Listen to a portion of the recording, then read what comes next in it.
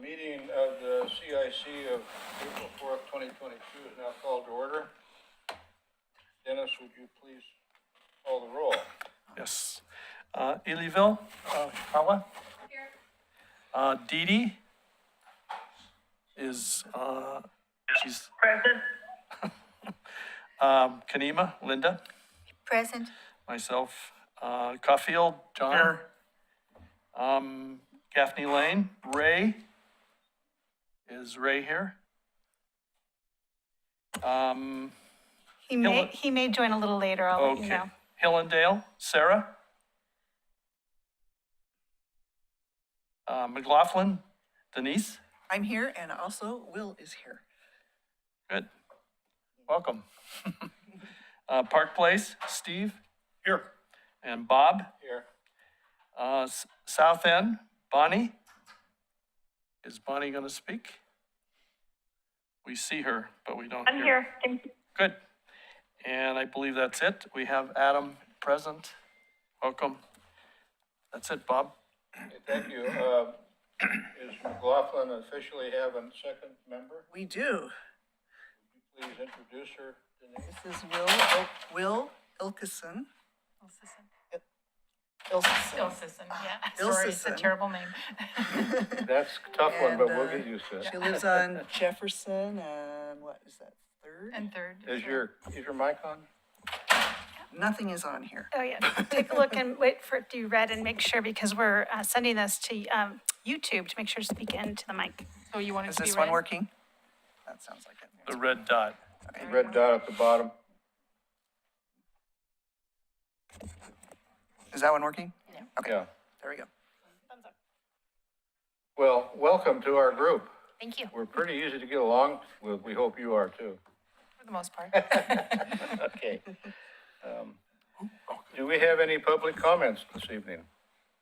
No, okay. Our first presentation then will be Public Works, the infamous John Lewis. Okay, 1 second. Let me get this started. All right, well, good evening. It's nice to see you all. I was looking at my notes, I was here in January, I think, right? Or maybe not here, but on Yeah, I Zoom. think so, yeah. So anyway, I try to get here at least 3 times a year, so go through a little bit of a public works update, and that came together pretty quick. So if I miss anything that you want to talk about later, you just let me know, and I'm happy to try to answer those questions. So I wanted to go through some of the information that we already have online, which is available to you with regard to our summer construction projects. Just touch on a lot of the transportation elements, whether they're projects or other pieces to that, and then our utility projects as well. So this is this document on the right-hand side is something that you've seen pretty regularly. We do it every year. It's pretty busy this year, and there's a lot of things shown on there. So we show everything from city projects to development projects that we know of that are in the queue that we think that may have some level of activity, whether that be land use activity or actual development construction, or whether it be, more of, this is mostly construction-related stuff. So the projects, we'll publish this in the Trail News. We do that every year in the summer season. And so there's a lot of projects, a lot of numbers on the map. I'm not expecting you to follow all that, but I highlighted a couple of them that I thought were going to be of interest to you because they're going to have more traffic impacts. So Washington Street, we'll be doing chip seal really from near 213 all the way to 17th. So that's a pretty big length, pretty long length, especially with Metro and Home Depot. So that's going to take some effort just to kind of keep traffic moving in the right direction when we're doing that. And then Holcomb Boulevard also from Abernathy and Redland Road up to near the I want to say Swan, maybe a little further than that. That's the intention. So we'll be taking both those projects on. If you remember, our chip seal is typical to what you see in the county, where we're laying down hot oil and then small rock, and then we come over it a day or two later with more of a kind of a sealer, make it look black. So they work out pretty well for streets like that. And then pavement reconstruction projects, we've got quite a few on the list, but the ones that I really kind of wanted to acknowledge were Center Street as you come down the hill. That's going to be one of the ones that we're going to take on. Anchor Way and 14th Street in front of corner 14, between Main Street and Washington Street. And that's going to be a reconstruction. So there's going to be some effort there. I suspect there'll be some nighttime work in that area. And then South End Road, that's the county's project, but the county is planning to do landslide repair on South End Road. And what we heard was they could start as early as May. They're going to be building, they're going to close South End Hill, and they're building a couple of retaining walls on the downhill side of that. And then they'll build that back up and hopefully once and for all take care of that slide that you see. Pretty obvious, right? That roadway's been cracking. It's a slow creeping slide, but hopefully that will resolve that problem. John, is that, it looks like, is that from that street that goes down into Kenema? It's really Uphill from there, or? Yeah, so Fifth Avenue drops down into Kenema. So it'll be up above that roadway. I think the center of it's right about where the culvert, the waterfall and the culverts are at. And then another project that's going to be kind of in a regular travel way is we're going to be doing a fair amount of sewer work. We've actually already started some of the sewer work in the Rivercrest area. And so Lynn Avenue, in that stretch between Park and Holmes Lane, maybe even a little further close to the police department. We'll be doing a lot of sewer work in there, so look for that. I've listed the website where this will be posted. I checked with my staff today, and they said it wasn't quite up yet, but it will be soon. And then that'll be in the trail news. So I always recommend folks to cut this section out, stick it on their refrigerator or somewhere on the wall, just so that they have it, so that maybe you can change your travel plans to avoid some of those delays.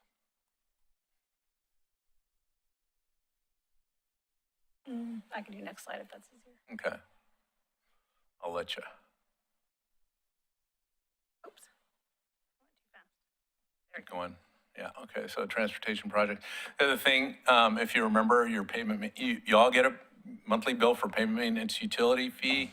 And so as a part of that program, there's an annual report. We published the 2021 report in there, and I just pulled a little bit of information with regard to, the kinds of treatments that we do. Well, first of all, our pavement condition index has been holding pretty steady. It's in that higher 70 range, which is good.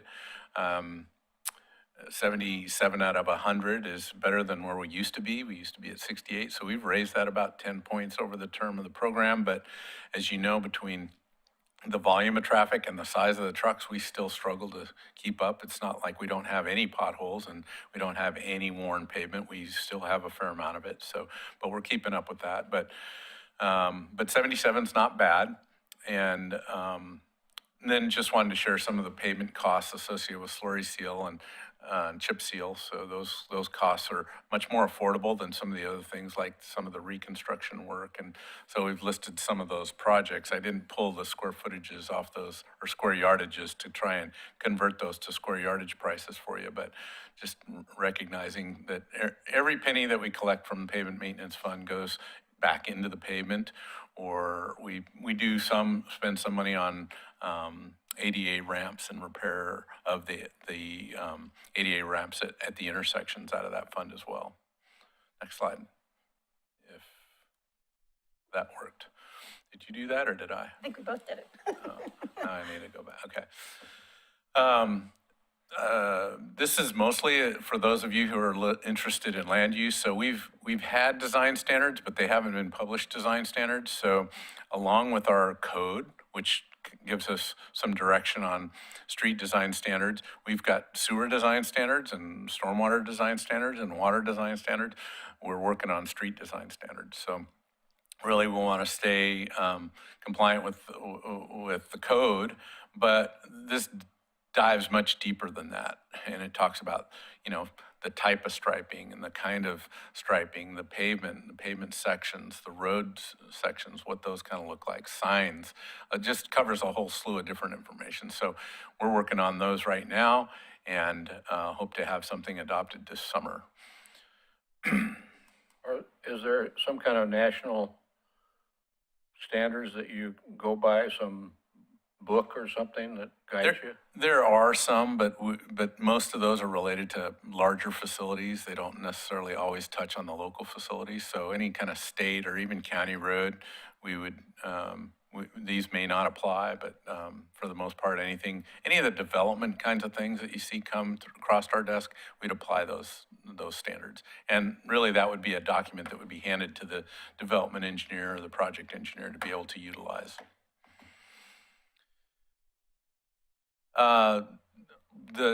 In the city's transportation system plan and the Trails Master Plan is designation for what we call the Oregon City Loop Trail. We've struggled to implement that, and what we're finding is some of the developed areas have gotten developed without provisions for that loop trail in the way that we would like to see it developed. So we're going to go ahead and do some study work associated with trying to establish a design standard for that. How wide is it? Does it have landscaping next to it? What kind of lighting does it have? Those kind of things. And then focus on these areas that are highlighted in green and orange, so we can have a standard so that as development comes in or as a capital project comes up, we can make sure we're applying the right standard for what that loop trail would look like. So if you imagine, or if you envision the trail system around the community college, that is actually a piece of the loop trail. And so we'd like to, you know, try to find really a good way. In theory, the nice plan would be to have folks be able to walk all the way around the city if they ever wanted to, usually in shorter segments than a full loop.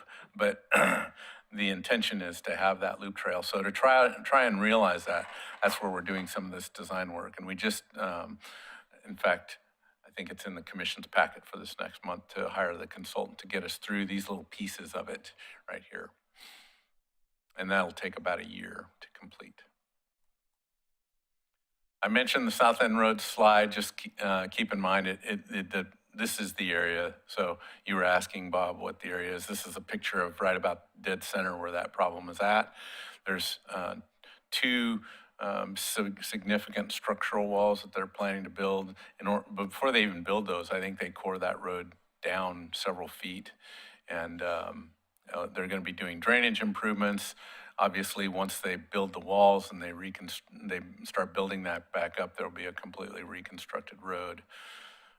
No new lanes, really just trying to put back the travel lanes that we have there. There's really not a lot of room for additional lanes. So I know a lot of people have asked me whether or not there'll be bike lanes or some kind of pedestrian facilities on there, and there is not that planned. Do you have any idea how much that is costing? Well, I looked today at the county's website, and they have it listed as $4.6 million. And $4 million of that comes from federal emergency relief program from actually a grant that they applied for years ago. And they've been kind of moving that forward, hoping to get this to realization. So the county's going to provide the other $600,000.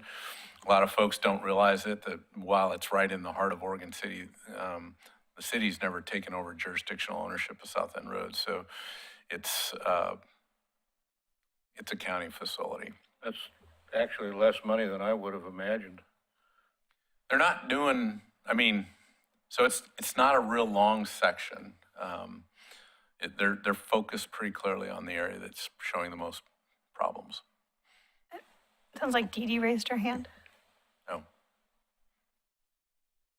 Dee Dee, you I'm raised? not sure if you can take questions, or do you want to take questions at the very end? I'm open either way, Dee Dee. I just got to watch the clock here because I don't have much time left. Correct. I'm just wondering if you're going to address the ivy and the clematis and infestation on that hillside because it's just pulling down that hillside and you can see it on the trees. Yeah, I think in the project area, there will definitely be some removal just because they're going to be doing some grading there. But I don't know that they've got plans for any of that ivy removal on the trees themselves, Dee Dee. A lot of that's not their property. Is it private property, Yes, the hillside? yes. Would ivy be considered a nuisance plant? I'm sidetracking, I'm also squirreling, so. It I'll is, just leave it it at is, that then. it is an invasive and nuisance plant, but I'm not aware that they're doing anything like that, like a mitigation project, if you will. I don't know of anything like that. Okay, I'm gonna run out of time, so I'm gonna keep going. So Trillium Drive, we've talked about this one. That's another slide area. We are on track. We've got design plans moving forward, as well as the land use process for this because it's in a NROD and a geologic hazard area. So we're going through that. But the end result will be not a drive connection, it'll be a pathway connection from one segment to the other with lighting and kind of some open area for the neighborhood. We're working pretty closely with McLaughlin, actually not the McLaughlin neighborhood as much as the homeowners association up there. And so they've been pretty active and talked to us a wee bit. Should be much better. You may have heard about the Sidewalk Replacement Assistance Program. There's a lot of information on there. We're working through this program and trying to do, we're seeing a lot of interest in the program, but this is really a grant program for property owners to get some reimbursement for sidewalk repairs associated with tree damage, street tree damage. So there's a lot of websites up there. Just know, I think if you do a search on the city's website for Sidewalk Replacement Assistance Program, you're going to find all of this information. And there's a base page, and you'll be able to find anything you need to know about that. Or if you have questions about it and you need to talk to your neighborhood, just come to the front counter at the First Street facility, and we'll help you out.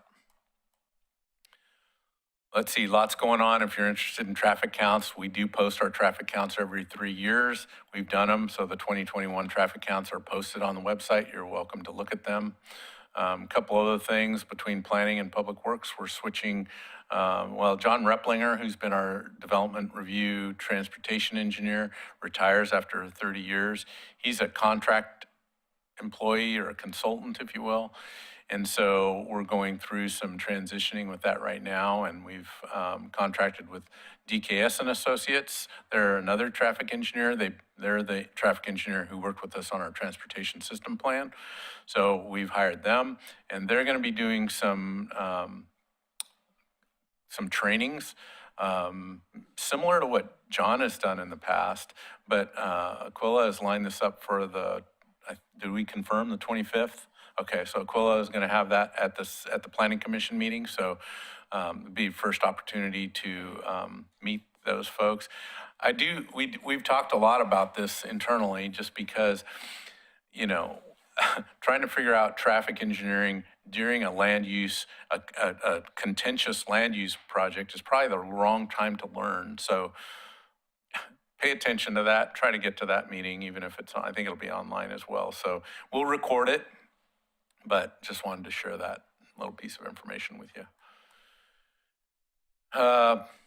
This is a small project. It's in the cemetery area. It's what we call it the Scattering Canyon. It's really a draw that has stormwater runoff that comes really from the Malala area and dumps into that little creek.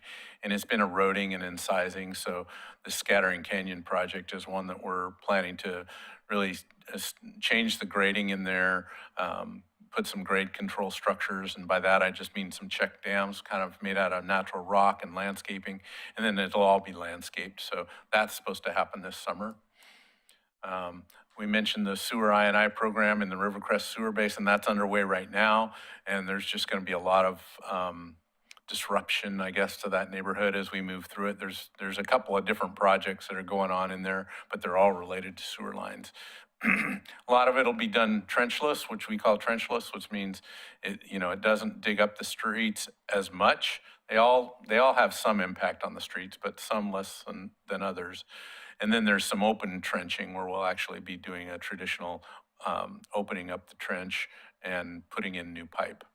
So lots of activity up there. It's our first in a very, very long time infiltration and inflow reduction program. Lots of water capital as well.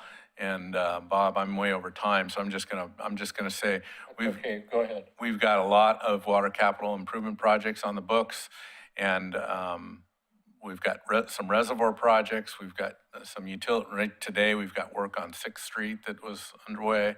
The Claremont area will be replacing a lot of the old water lines in that area. Main Street from 10th to 15th. And then the Mountain View pump station's got some electrical upgrades that we'll be doing as well. And I've just shown you some kind of rough project costs as well. I see a card up. You want to?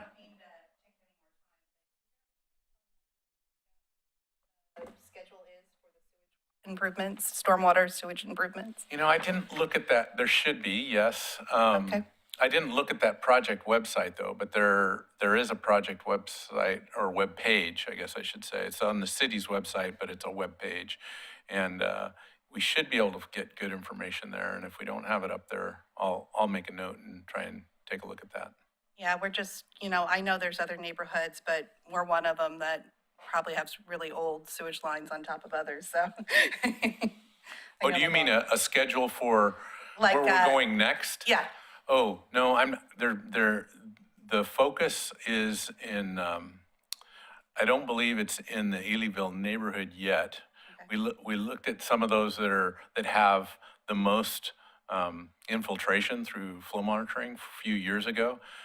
But we also are signing, again, I think it's on the 6th, there's a decision to hire what we're calling an I program manager. It'll be a consultant that'll help us look at a variety of things, not just construction, but also flow monitoring, smoke testing, all those kinds of things that go with it. So it's a pretty big program, pretty aggressive program. City's going to spend around 18 million over the next 5 years. So we may touch Elyville.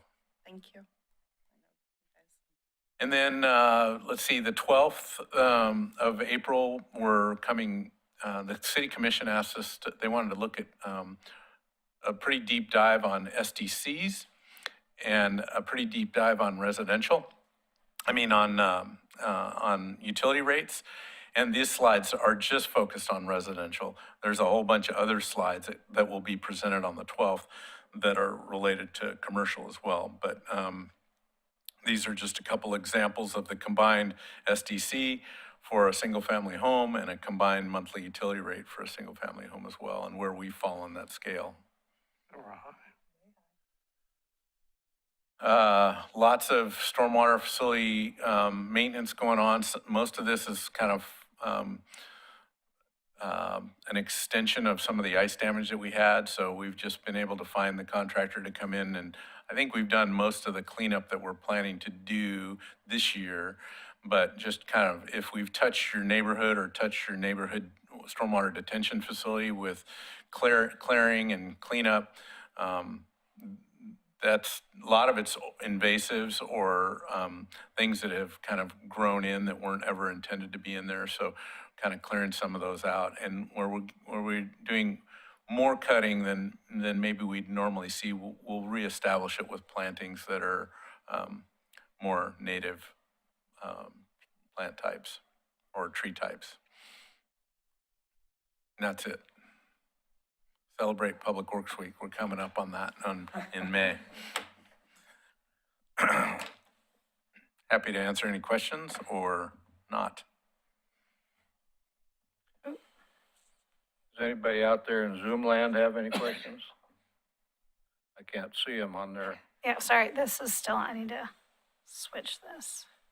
I have a little question. On that Surrey system of doing the streets, if there's a bad spot in there, can they be repaired pretty easily, or is that something that's not easily done?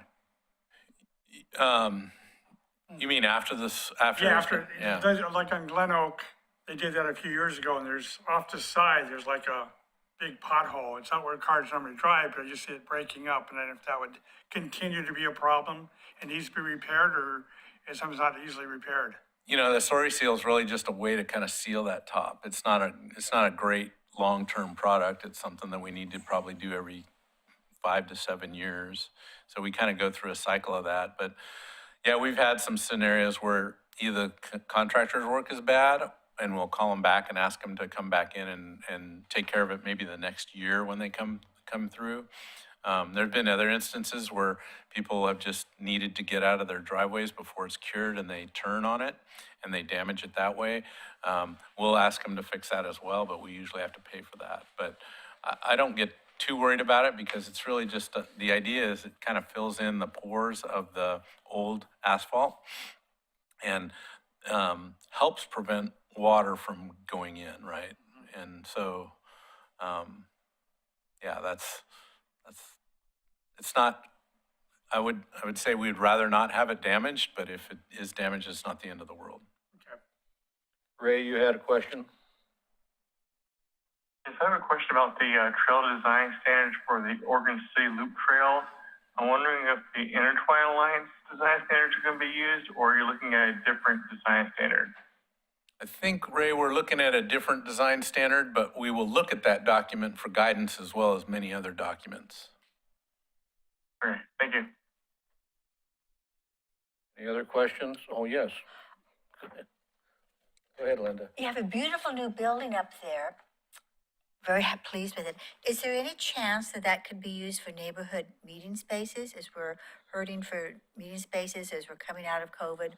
I think some of the neighborhoods would be active again. So we've talked citywide about neighborhood spaces, and I'm not the expert on that. But that building, when we went through the design process, we had to do a lot of value engineering on that building to make it pencil to where we ended up with. And one of the requirements is, if you're going to have evening meetings there, have them like this, where you can kind of lock off the front of the building, have access to a bathroom, but people can't go throughout the building. We really didn't design it for that intended use. So while we can have meetings during business hours, we've got 3 nice conference rooms up there. So if there's I think the largest one holds like 18 people. We'd be, happy to offer that, but it needs to be during business hours.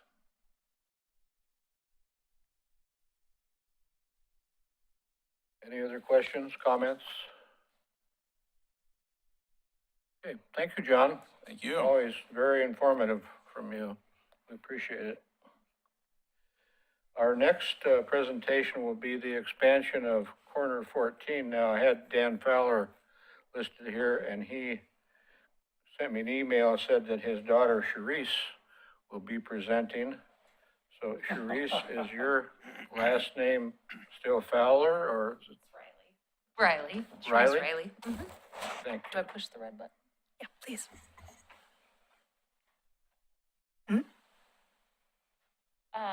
So we had submitted a plan review for an expansion of corner 14 that was approved, adding 2 additional carts and additional seating. And after we submitted that, we looked at our property and determined that like a slight modification to that would be a better fit. So we're not changing the number of carts, we're just changing the location. So originally in the plan that was approved, the carts were kind of in the middle of our property with seating towards the back. And we already have seating towards the front. What we're doing is pushing the carts towards the back and just putting the seating in the middle. So all of the seating will go in the middle. And I think you have a plan, a site plan. I do. If you want to tell me the file number, I can look it up. Okay. I can open up OC Maps if that's easier. Let's do that. And I can share the screen just a second.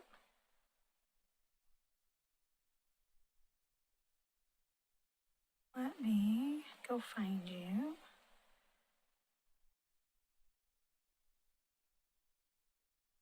I'll turn on the else?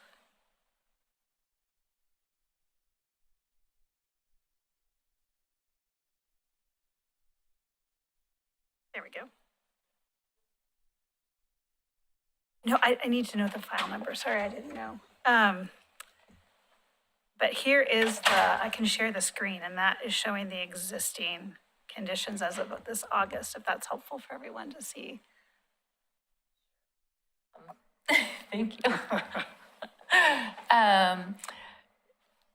So what was approved, you see the three carts kind of towards the middle of the diagram.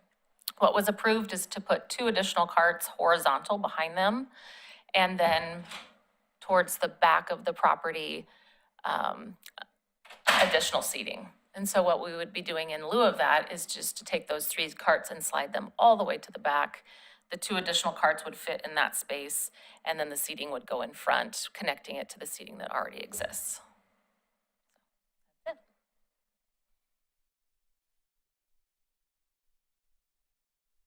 No additional parking. No additional parking, no.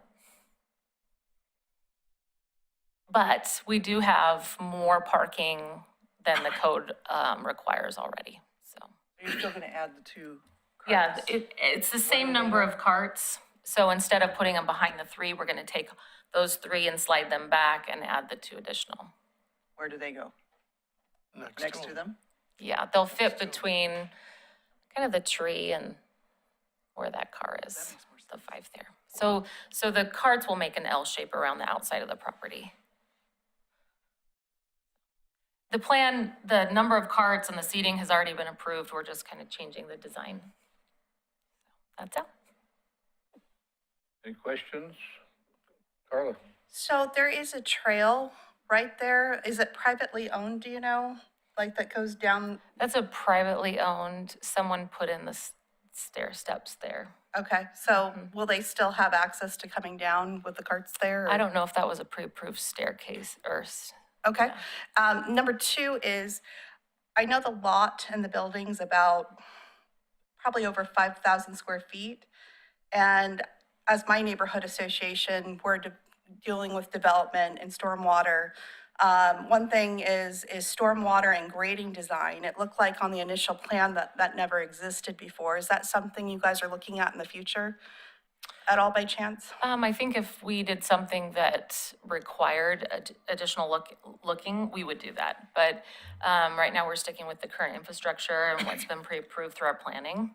Okay, yeah, because the thing that I get concerned about is obviously there's cars, there's more oil, there's more facilities of using water. So long-term, wastewater, stormwater, what's going through eventually goes into the river. So I just thought I would check but it doesn't look like you're extending the property out anymore. You're more just moving the food carts and seating and. Absolutely. And we Okay. put in all of the required grease traps, and those are serviced regularly. So we've done all of the infrastructure currently required to make it the stormwater and the runoff safe. Okay, thank you.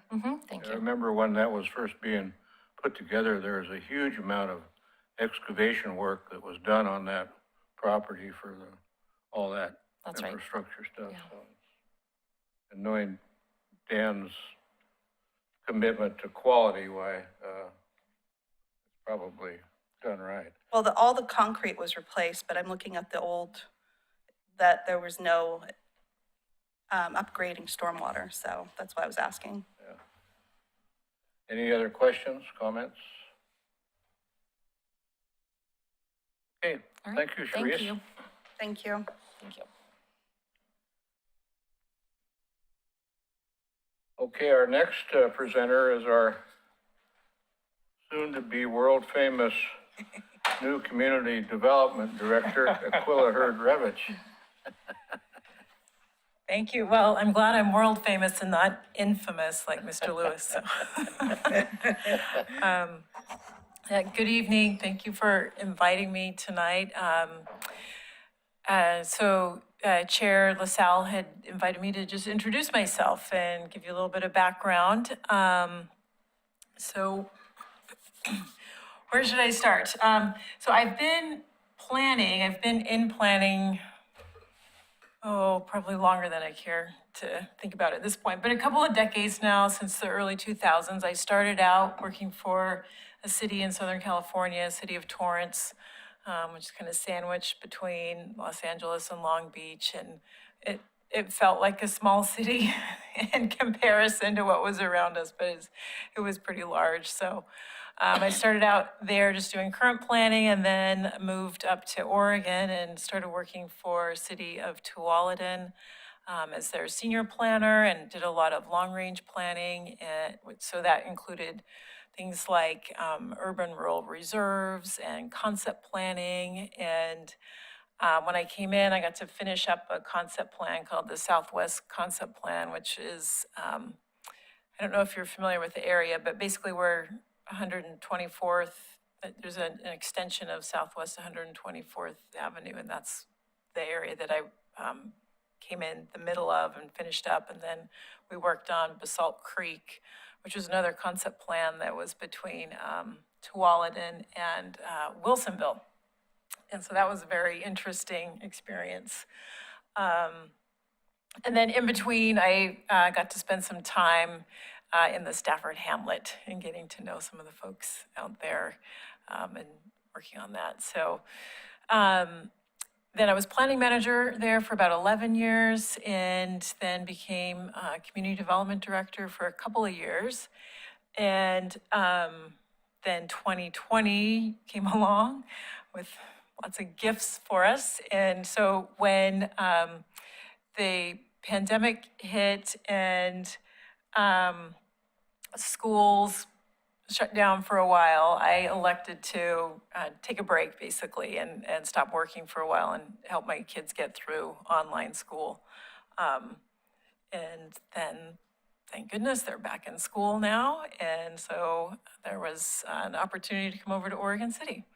And so that's how I got here today. So Bob asked me in the email to talk, I guess, a little bit about my approach to land use and my leadership style. So I guess a couple of things that I'll mention is one, with my approach to land use, I've never actually thought about how to summarize that in a short sentence or a short summary, but essentially I like to kind of look at the really big picture, what's going on, what's the context. If we're talking about a site plan, like what's happening around the site. And then kind of zoom into the details, look at the facts of the matter, and then just really review the code and look at what can happen within the code and how it applies. And that's kind of a puzzle piece that we put together where the code fits and where applicants want to do something different. Or if we're talking about long range type planning, like how are we going to update the code? And that really comes from the community. I believe really strongly in community input. We had an in-person all-staff meeting, which was exciting last week because we got to be together for the first time in who knows how long. And so one of the things I shared with the group is what I call my North Stars. And so when I'm trying to kind of wade through decisions and wade through a lot of details, I have to have something that's guiding me. And so one of those things is to kind of think about what our role is as public servants in the organization, and think about how we are implementing the policies of the elected officials. And the people who live here elected the elected officials to make policy, and then we help carry it out. And part of the way that we help carry that out is make sure that the people who are making decisions have all the information they need to make the best decision they can. So that's how I want to work with my staff. And I feel like I lucked out because we've got a really amazing staff, super strong, super smart in building and planning. And maybe that's another piece I should mention. So community development is made up of planning and building, which is kind of the front and the back end of development, if you will. first stop and the last stop. And with building, I think it's really important, the other piece that kind of guides me, and hopefully will guide the staff, is that when I worked in Torrance, the building division, the name of that division was actually Building and Safety. And I think that all of our divisions, all of building divisions should have that name. It shouldn't just be building, it should be Building and Safety, because that's the purpose of that group. Their purpose is not to make people fill out permits or check boxes. Their purpose is to make sure that buildings are safe for us to work in and live in and play in and to be around and to to make them accessible. So that's kind of how I'm looking at our building group. A couple of things to mention about building in general, well, just kind of staffing in general. We are getting a new building official. He will start, his name is Jim Sayers, and he will start April 18th. And he brings about 30 plus years of experience, and so I'm really looking forward to that. And then we're currently recruiting for a planning manager. So spread the word about what an awesome place it is to be in Oregon City and to work for the Community Development Department. So we're recruiting for a planning manager. We already had a planning manager. We did for a very brief period. And she needed to move on for personal reasons. So she did not go to a different job. She just had personal reasons that she needed to move on. So, yeah. And yeah, so that's a little bit about me, I guess. Is there any big differences between Tualatin and Oregon City as far as planning? Yeah, yes. One of the big differences is that Tualatin was maxed out on residential and really commercial. And so most of the reviews that were done were for industrial. And so if you have occasion to drive down Tualatin Sherwood Road, it changes almost daily. That's where most of the vacant land was in industrial. And so in Oregon City, I'm seeing a lot more variety, which is great. It's exciting. That was probably the main one. I think the other difference is that I haven't really encountered yet, but will eventually, is that Oregon City's on the edge of the urban growth boundary versus Tualatin that was basically had cities all around it, right? Wilsonville, Sherwood, Tigard, and then Stafford, which is not a city, but it's its own thing. So there really wasn't, Tualatin was not gonna look for UGB expansion necessarily. I don't know if Oregon City will either, but it just kind of creates a different context. Some of the other kind of internal differences is the Planning Commission was set up more as an advisory body and didn't have as much decision-making power. And so everything went to their city council pretty much until more recently. So they were involved. They heard a lot of policy decision-making, but didn't make a lot of quasi-judicial decisions. And there are fewer committees boards and committees in Tualatin, but they had an architectural review board. It's just kind of set up differently. Here, there's a historic review board. They did not have that. They had an architectural review board.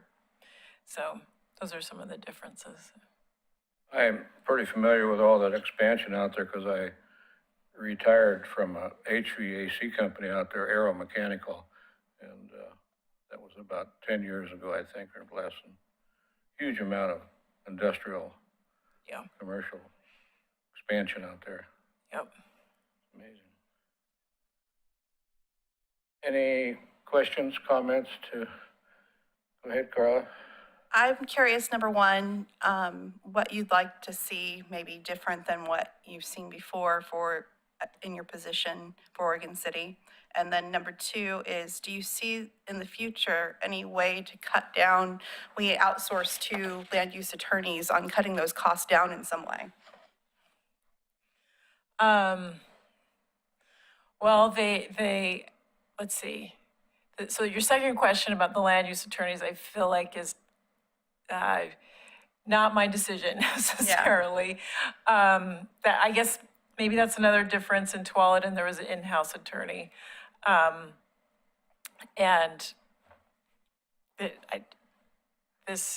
for me as staff, it hasn't impacted me any differently. I was always afraid of that, actually, like, oh, if there's outside counsel, how do we work with that person? But it's, that relationship has been just fine, and they're very accessible. So I'll just kind of leave that one there. The first question, so what would I like to see different? That's a good question. I'm not sure yet. I think there's really a lot of potential with the comp plan update to kind of guide the city in a different direction. I think it's great that it's already happening and that's underway, and because at this point we're about, I guess, 18 years since the last one was updated. So I think that provides a lot of just positive potential. So I guess I'd like to see where that goes, really. Yeah. I'm sure you're still taking in a lot, so. Yeah, you know, as soon as I feel like I've got my feet under me, there's something new to learn, so that's okay. Yeah, thank you. Dee Dee, your hand is up.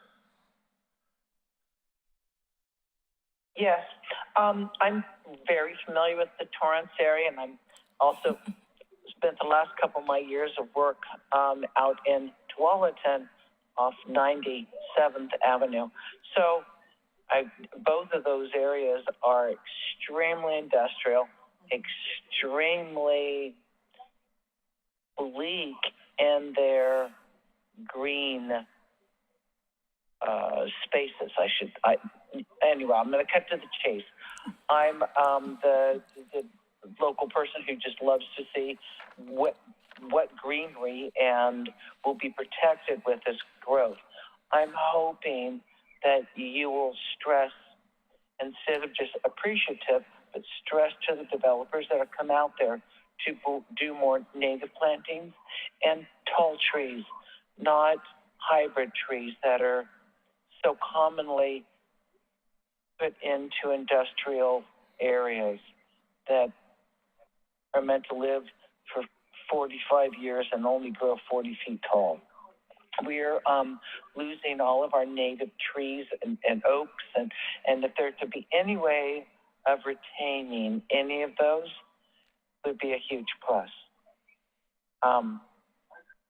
We had a person who just said they moved from a townhouse to a normal little neighborhood that has been recently built, and she's leaving, and their family's leaving because only across the river, only because they want to see more trees in their neighborhood. So that's my spiel. Okay, thank you very much. Thank you. Just so you know, Aquilla, Dee Dee was born a sapling. Are you saying she's sappy? What I could say about me. Any other questions, comments? Okay, well, thank you very much, Aquilla. That was a nice presentation. We're looking forward to working with you. Yeah, likewise. Thanks for having me. Mm-hmm. Thanks. Our next presentation will be an emergency annexation on Rose Road presented by Skii, Vondracek. Good try. Hi, guys. Thank you for allowing me to join Skii, Vondracek.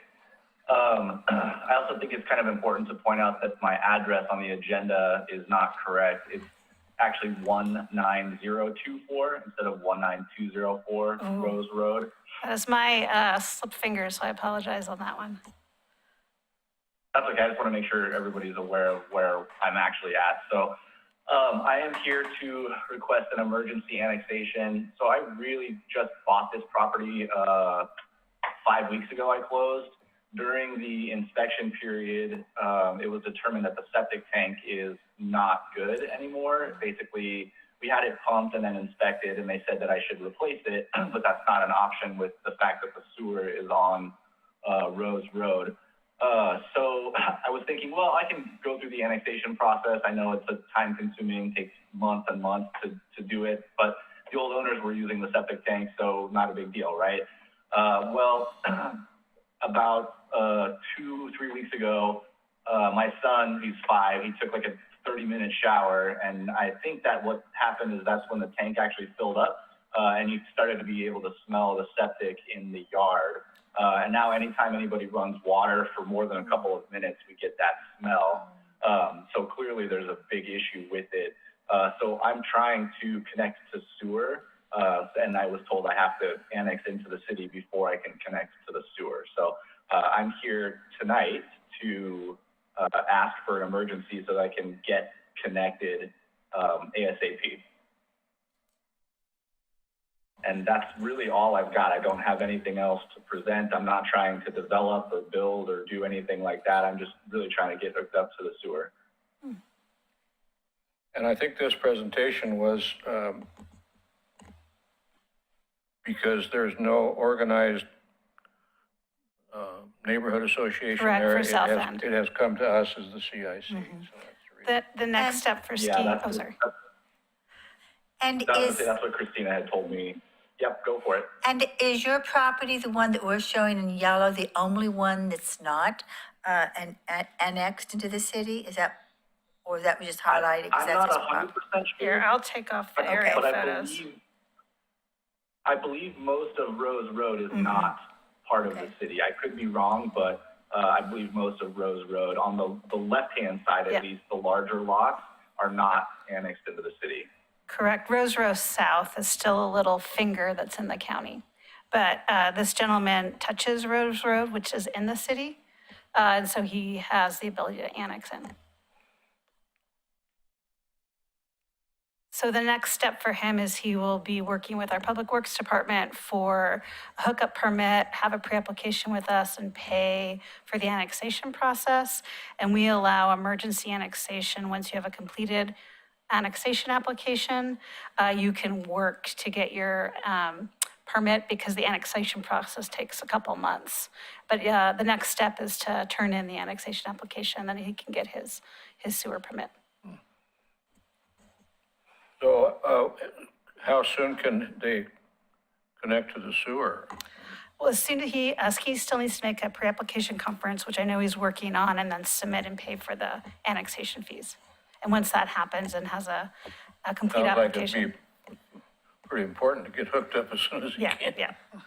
But once that's done, he can work on his connection and the fees and doing the work, while planning can work on the annexation process, which takes a couple good. months. Yeah, good. Yeah, So go ahead, Denise. is there already a I- sewer? Is there already a sewer that runs through, on Rose Road? Correct. So it'll be pretty easy for him to hook up. Any other questions, comments? I have a question. Are all of the other residents going up Rose or down Rose? Are they out of the city? All right, okay. So All that of whole- Rose Road That whole South. pink area that we see? Interesting. Was this disclosed when he bought the property? It seems unfortunate. It was. I found it during the inspection period, but I really liked the lot and the location, and so I decided to move forward with even knowing that I was going to have to go through this process. I just didn't realize I was going to have to expedite it because it wasn't going to be functioning at all. Anybody else? Okay, well, thank you very much. Thank you all for your time. I have a question. Yes. What do you think, Adam? I think this would come to your, would come to you, wouldn't this, after we would I don't see anybody not assisting this gentleman, but wouldn't that therefore then go to the commission? What's the route here for this man? I don't know where it goes after this, Sure. but I know it comes to the Yeah, commission. emergency annexations actually go straight to the city commission. They bypass the planning commission. So there'll be a scheduled emergency annexation hearing sometime, I'd say this summer, just knowing the process of getting everything online. Has- But the owner can work on the permit concurrently with the annexation process. Has this happened before? We It just happens had one- actually yearly, usually. We had one recently in a very similar area that we approved just a few months ago, I believe. I know, I can recall at least 3 in the last few years. It happens quite often, really. Any other questions, comments? Okay, well, we'll move on to our next subject, which would be the staff liaison update. Sure, I don't have too much, and I was unable last week to provide an update on the postcard. So that's my goal this week, is to work on that. I will have an email with John Lewis's PowerPoint. So all those links that you saw, you can get his PowerPoint. When was it, the 22nd, I think, when the Planning Commission does their presentation on Transportation 101, that'll be a YouTube link. So sometime at the end of the month, you'll get an email from me with that YouTube link, and that'll stay on the city's YouTube page forever. So if you want to go back or share with your neighborhood association that presentation of the Transportation 101, meeting the new DKS consultants, you can do that. Will that presentation at the planning commission be at the first part of the agenda? Yeah. Good thing, because that other subject is going to take a long time. Yeah. I think they're trying to see if they can work on a 6 to 7 presentation, so you may hear from an email from Aquilla. And then most of my staff update memo is the standard information, so remind everybody, any questions about development projects, click on the development link on the main page. Always contact the planner associated with it, and any pre-application conference notes can be obtained through the public records request. And we've been getting a couple of those over the spring, so it's nice to see that neighborhoods are taking advantage of that process. So I'm available for any question anybody Have may you had a have. chance to work on my request to have information about the costs of getting postcards out, individual postcards? No, apologize, Bob. I must have lost that email when I was on vacation. Okay, yeah, I need that information so I can move forward for my request for more funding. Is that from for the cost for each postcard to be mailed? For the printing and all costs Sure, involved sure. in each postcard, so that I can project it for each neighborhood association, depending on how many. Yeah, actually, I residents. think it's on how the city commission provides it each biennium is what you see on the Excel spreadsheet is a certain number. It's like $1 and something cents. Yeah. And that is how we allocate the cost per neighborhood, because we do, times that by the number of mailing labels for each neighborhood. So that cost right there is on the postcard Excel spreadsheet, which I'll send out this week. Okay, And it's like and that's current. that's what they set. So it's not, Oh. it's what the city commission sets out, that they'll allocate this amount of money. So are you looking at the cost, what Buell's has for their? Yeah, is that what I you're would looking at? like to have is the actual cost of each postcard for the printing and postage costs. Oh, sure. I can forward an invoice from Buell's, and they'll have that, Okay. what the number of postcards that were sent out and the cost for that. And Yeah. that has the labor and the And the then I'd mailing fee. also like to have some information on what it would cost to have a 8.5 by 11 printing of some kind done. Remember how we used to be able to Sure. have, what'd they call them, information sheet or a Like a flyer? trifold? Rather than, in fact, we used to have enough money to provide, when I made some of them, there was actually 2 8.5 by 11 sheets that we were able to get a lot of information out to the neighborhood over and above just the announcements of the meetings. I'd like to have that available to the neighborhoods to be able to do that, regardless of whether they do it or not. I'd like to have it available. But I need to have that cost so I can start, Would this figuring say- out would- Sure. what it would projected it would cost, and then go to the city commission on my hands and knees begging for more money. Sure, would this include a layout, or would you assume that the neighborhoods would be laying I it would out? assume the neighborhoods would do the Laying out layout. the trifold on whatever Yeah. system whatever program they have. Okay, Yeah. yeah, I can do that. Okay, thank you, I appreciate it. Anything else from you? I don't have anything else. Okay, the next is a roundtable. I'll start again like I usually do. My two announcements are, I'm pleased to announce that, and you may probably be wanting to make notes on these, April 28th, we'll have a CIC tour of the Public Works, the new Public Works, at 6:30.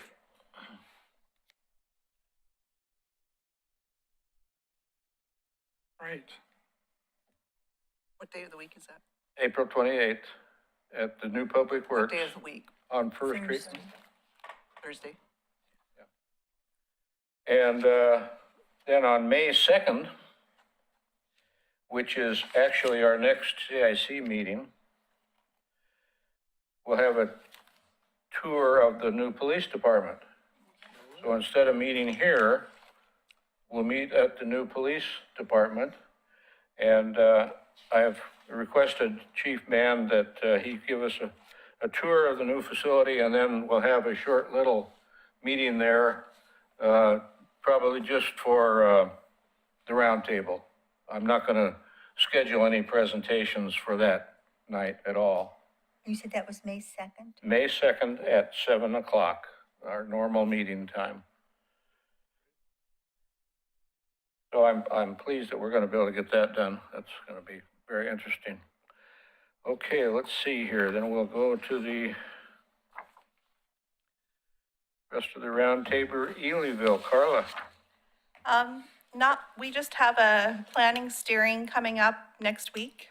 And I'm looking at trying to finally have maybe a more fun meeting, because we've had so much land use presented to us, like more people wanting to know what's going on or construction. So I'm looking at having the farmer's market coming for an update. I need to reach out. I'm looking at OC Together for sure for the neighbor, so they get educated on that, what's going on. And then I was talking to our new public works, or not, our new planning community.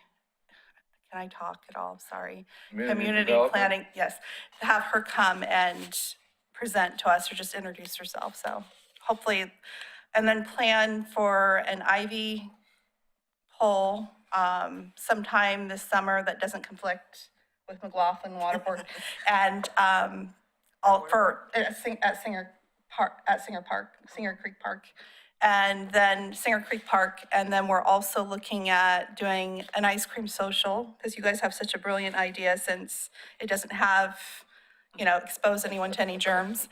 And then we're also looking sometime in the summer, and then we're also looking at doing a neighborhood gathering at the farmer's market, so plans ahead. Yeah. Great. Does Dee Dee have anything? Actually, I'm driving, so I shouldn't be talking, except for that there was a really, really wonderful Arbor Day celebration, and it was fairly well presented. I hope our city does more of them and promotes them even bigger. Thank you very much. Okay, Kanema, Linda. Well, we have homeless people living in our yards now in Kanema. Over the weekend, one of my neighbors is in Arizona, and a homeless person set up their tent and used her fire pit because it was a little cold.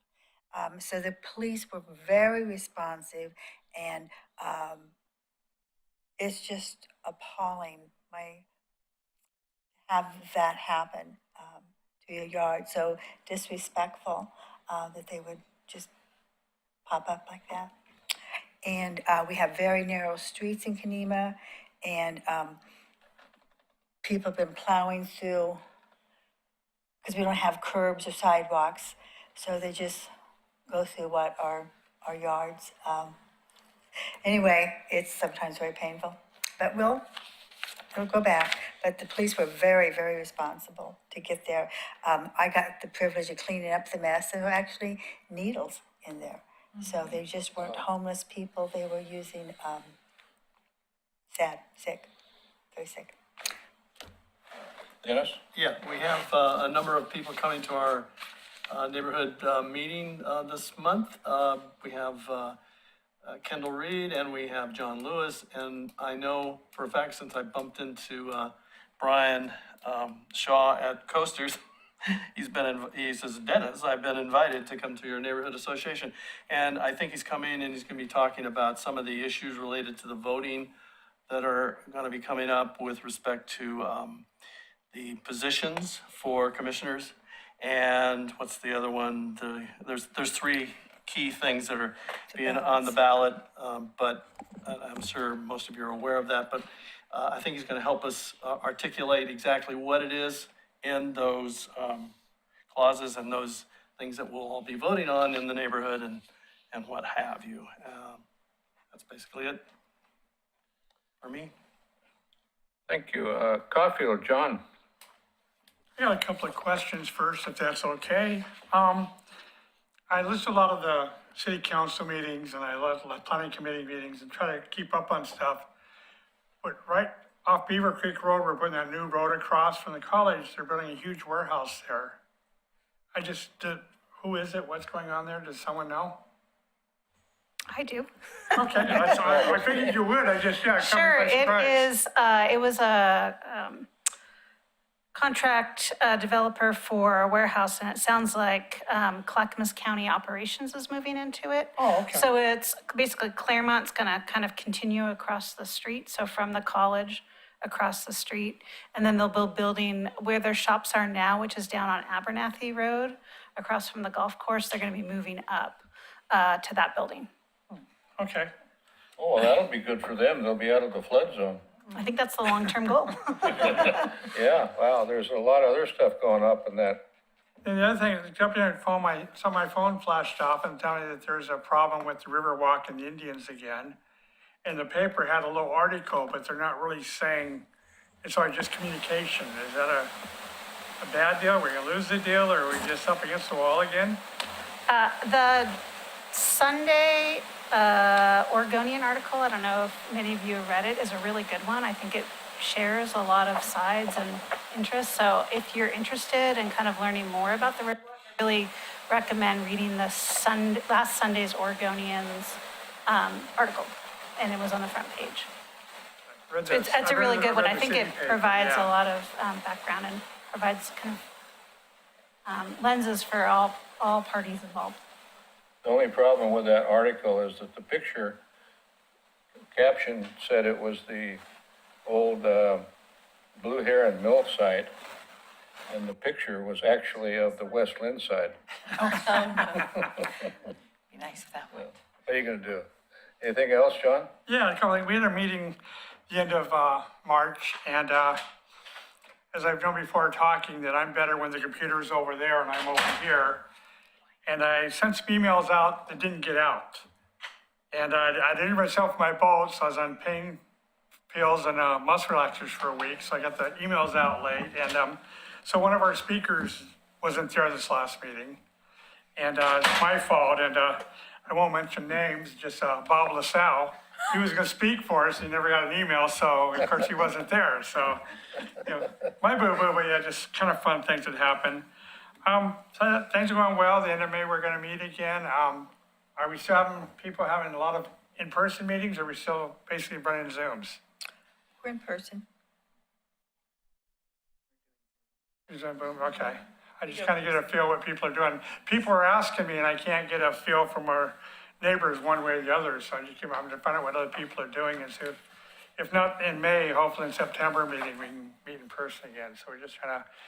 Park Place is planning to meet in person in May, Okay. but right now we're still meeting Zoom. Okay. We meet in person just because there's a huge population that's over 60 that would never do virtual. And we're just missing out on a lot of people if we don't, so that's why we do it. Yeah, we had that problem, and a lot of people over 60 wouldn't show up because of the COVID, so yeah, we were caught in the middle, so I'm just feeling what people are doing and just trying to get our neighbors open up again and meet in person. We had really big meetings when we were in person, it's not the same on Zoom. That's about what I have, thank you. Gaffney Lane, Ray, what do you have for us? I see on the website that we still don't have a chair yet. Just wanted to put out there that I believe leadership is looking for a chair for the neighborhood, and I assume that if we don't get a chair, I don't know how that works with meetings, but just, yeah, wanted to put that out there. And then I also see that the CIC primary representative is vacant still, so just want, I don't know who to contact about updating the website, but I want to put, I guess, my name on that vacant space, so they know there's actually a CIC representative from the neighborhood. And that's, I think, everything that I have. So, thank you. Okay, the next would be Denise from McLaughlin. So we are going to have our steering committee meeting this Thursday. We have a new CIC representative, yay. We're still struggling with Zoom meetings. However, our last Zoom meeting, we had more people because Jesse finally agreed to let us send out postcards. and there were at least 8 people that showed their postcards. And he said, okay, I concede. One of the fun things that we saw that people were doing was meeting together. I think there were 2 or 3 families meeting together to watch the Zoom meeting. So that looked like a fun idea. So, yeah, we haven't really talked about meeting in person yet. So maybe we'll bring that up this week.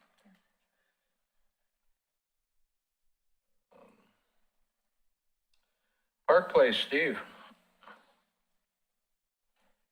Well, we had our steering committee meeting last month. It was nothing new, nothing trying to determine who we want to have come talk to us and where we can hold a meeting. It's an issue. So we were just informed that the county will not let us use the county community buildings for the foreseeable future, which is where we've always held our meetings. So other than that, we have a steering committee meeting coming up the 3rd Monday of this month, and then a general meeting the 3rd Monday in May, where we will get together and hold our election.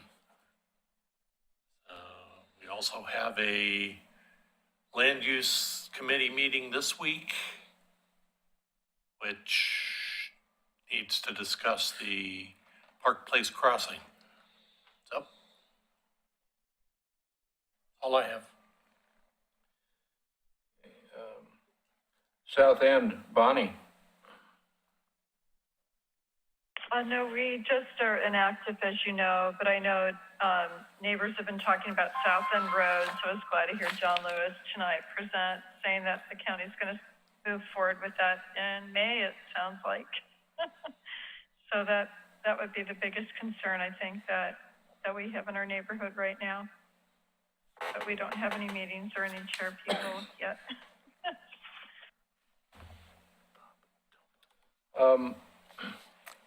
Okay, thank you. You know, I skipped Fillendale. Sarah. Well, I put the hand up. Yeah, well, came in after roll call, so I thought that might have been why. But yeah, so we are having our general meeting tomorrow, and it will be by Zoom. But we've invited people from ODOT to join us, and we held a little pre-meeting call with them, and, try to gently explain that, people aren't really going to be very happy with you all, but please come anyway. So we'll see how That's about all I know that's going on so far. Meetings this one comes right before the neighborhood steering meeting or the general meeting. So it's like, bad timing. I don't have much to tell you because it hasn't happened yet. Anyway, that's it. Thanks. Sounds like those ODOT people better be wearing their sheet metal underwear, huh? Well, you know the drill. It's not, nobody's happy about it. Yeah. Okay, our next will be from Commissioner Adam. Thank you, Chair. So a few things, like Dee Dee had talked about, we had a great couple of events on Saturday, actually, to kick off Arbor Day. We had a tree planting at Chapin Park, or at least that's where it started, and it was great turnout. And then we also had our in-person grand opening for the Newell Creek Canyon Nature Park, the Metro Park that's just along, it's by the...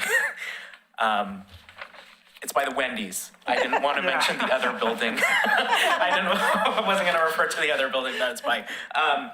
So that was a great event as well. Got to see a bunch of people enjoying that park, and it's a great amenity for Oregon City, and I really encourage you all to get out there if you have not. The other thing is that tomorrow we have an Urban Renewal Commission retreat. We're really trying to hammer down on finishing up those values and mission statements that we're trying to get together so we can present to the people of Oregon City that urban renewal is a good tool that's going to help Oregon City continue to develop into the city that we want it to be. We just need to regain some trust. And so I'm hopeful that I thought that the last one we had was our last one, but I'm hopeful that this one will be able to wrap it up and present something to the residents of Oregon City and show that we're ready to move forward here. We also have an Urban Renewal Commission meeting on Wednesday before our City Commission meeting on Wednesday as well. And then the last thing I have, by now you have probably heard that Mayor Lyle Smith will be resigning effective on April 22nd, which is a huge loss for our community. I think she's provided great leadership amid a very turbulent time for our city on many different fronts. And so we will be hearing from our city attorney on Wednesday about what exactly this looks like. You all have questions and so do we. But from what it looks like, we will be holding a special election again. Aren't we also excited for another special election in August to elect a mayor who will serve through December? And we will also hold the regularly scheduled November election, and the winner of that will serve the full 4 years for the next term beginning in 2023. So we've got, we're not lost on the excitement here, and so be ready for that and prepare your residents for that as well. And that's what I have. Isn't it where if a mayor is reelected for a second term, that they won't be able to serve all of 8 years because of the special election? Isn't that right? Possibly? Like I was told possibly that because we're having a special election in August, that if the next mayor after November, if, it continues the same mayor that's elected in August, that gets elected in November, that they won't be able to do a complete 8-year term. That's part of what we're going to be hearing from the city attorney on Wednesdays, because we have a lot of questions and a lot of things are unclear. So I'm sorry, I don't have an answer on that. Okay, thank you. Yeah, that's, Meanwhile, Oregon City is very active politically, aren't we? Both positively and negatively, so. so meanwhile, That's Denise expands. McGriff is going to Especially be elections, acting yeah. mayor. Any other questions, comments? I would still, can't put it away yet, the special bug about not having meeting rooms for our neighborhood meetings. I mean, we've been in COVID, we're coming out. Kenema has been meeting in person. We've been meeting in a church. It's absolutely lovely. I'm very thankful we have that. But it's out by Henrici Road, so it's real close to the Kenema neighborhood. It seems like with all the new buildings we have, but we just heard from John why they can't, but it seems like there should be meeting rooms for our neighborhood associations. If we're such a valued commodity, why don't we have meeting rooms? Well, one problem is if you have a meeting in the evening, no matter where it is, if it's a city facility, you have to have a city person there to lock it up when you're through, like we do here. That presents a problem, and we're facing the same thing in Park Place, where we're having difficulty trying to find a place to meet, and all the neighborhoods, I think, would prefer to meet within the boundaries of their own neighborhood. That just makes sense, It does. but it's becoming pretty difficult. Yeah, we're lucky. We meet at the bus barn, and there's someone there to, open up and close up after us. And I'm assuming the guy's working evening and doing whatever he does, but I agree that, we're doing city business, and it'd be nice to be able to have a facility to do our business. It just, it occurs to me that like, I agree with Linda, and we've talked about that in our neighborhood. We've all been invited to various new buildings and the such, and even on this, I mean, I have walked the tour at the Public Works, and our tour guide at that day he pointed out that conference room that John alluded to, and that it seats 18, and for most of our meetings, we probably can get 18. If there's something exceptionally going on, a land use issue or something, we would have to, find another location. But anyway, the issue is, why can't, just to pose out possibilities, if the chair of the neighborhood we would think of them as being responsible, can have the key for, say, the library. I mean, that's a meeting place. It was, we used for a while, and then we could no longer use it. It fell on the wrong day. I mean, I think if there's a real interest in the neighborhood, I think there should be some effort extended to try and help us find places. Give over responsibility to the chair if it's a key issue, or work into a schedule that sort of works both with the city and the neighborhood, and we would keep it within that jurisdiction. And I think it would just be more comforting to know that you're meeting in the neighborhood that you care about, and that the people who you want to come out in that neighborhood are familiar with the location that you live in. And I think we get a bigger turnout. I think we would get some of the delinquent neighborhoods to start participating again if they had some kind of like format or structure for them to meet in a location.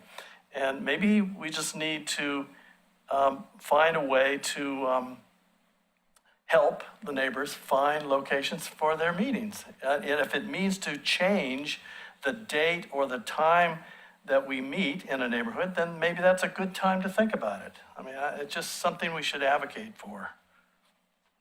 Sorry. There's a room at the second story of the fire station up there that I think McLaughlin, is that where you still have your meetings? When we're not doing on Zoom, yeah. We're not meeting there right now. But That holds probably 30 people, wouldn't it? Or Closer to 40. maybe it could, probably, yeah. We did, not to keep adding this, but we met at the fire station. That was good. It's a very large facility. There's a door issue. There's the firemen, and, again, you have to have a city employee close it or lock it. But I mean, I think there's a way to maneuver this. I mean, do we not trust the chairs of the neighborhoods? I mean, if it's just a key issue. we can't trust ours. Park Place is dubious. But I couldn't let think that go. if you have meetings in your neighborhood, people are gonna show up. If you have to drive across town, You may they're not. not gonna, after It's working difficult. that, they're not gonna run over there. Yeah. One thing that you guys make a point of that makes sense also is, now we have to host virtual meetings. And, on top of our meetings, and we meet at the cemetery. It's like a dead zone. I've had to contact T-Mobile. It is a dead zone, seriously, literally a dead zone. It's like I had T-Mobile for 3 months, because I have T-Mobile, because I have like 3 kids, 2 of them have a phone, and so we had 4 lines. Like, I'm not gonna go get Verizon just to have a neighborhood association meeting. And I had 2 months for them to fix the tower. They didn't fix it, and that's why we were having a dead zone on Malala Avenue. I'm sure other people did as well. But the fact is you can't really do a great virtual meeting without having a facility like this. So just something to point out. Thank you. Glad it's not just me. Anything else from anybody? This meeting is adjourned. Sarah. Oh, I'm sorry, Sarah, go ahead. Oh, thank you. I just wanted to verify, I thought I heard someone say that it would be Denise McGriff that will be acting mayor. Is that true? I want to have it correct in my notes. That's correct. Thank you. She's the chair of the commission, so that makes her the acting Thought mayor. that Commission too, president. But yeah, I just wanted to President, yeah. verify. Thanks. That's it. Okay, adjourned again.